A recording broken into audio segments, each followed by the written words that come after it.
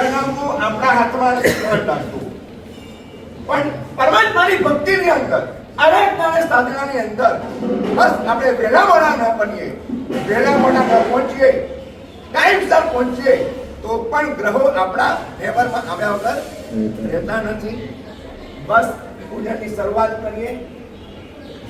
અહીંયા પણ માંડલાની અંદર 15 બનાવેલું છે. એ શેના માટે? કે બહાર ભટકીને થાક્યા હો, તમે અંદર આવો એટલે તમારે 15 છે.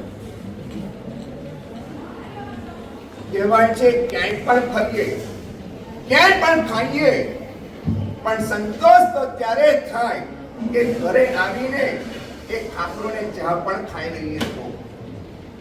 ગમે ત્યાં તમે ફરવા જાઓ પણ સંતોષ ત્યારે જ થાય કે પોતાના ઘરે આવીને એક ઊંઘ મળી જાય. તો બહાર ઘણું ફર્યા, સમય ઘણો થયો, વિશેષ સમય ન લેતા નવગ્રહ પૂજનની અંદર એવા ભાવુક આપણે બની જઈએ કે નવગ્રહ પૂજન આપણે નવલી કેળી આપી દે, નવલી દિશા આપી દે, પણ નવો ગતિ આપણને આપી દે. તો આજનું પૂજન ખરેખર સાર્થક અને સાર્થક. અમારા દીપ્તિ પ્રજ્ઞાસિંહજી મહારાજ અને અમારા ચિંતન પ્રજ્ઞાસિંહ મહારાજ પરિવારે આ પૂજનનું આયોજન કર્યું.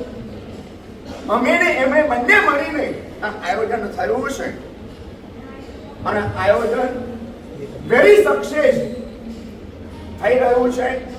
પણ હવે એને વેરી સક્સેસ બનાવવા માટે સમય વિશેષ ન લેતા હવે આપણે આગળ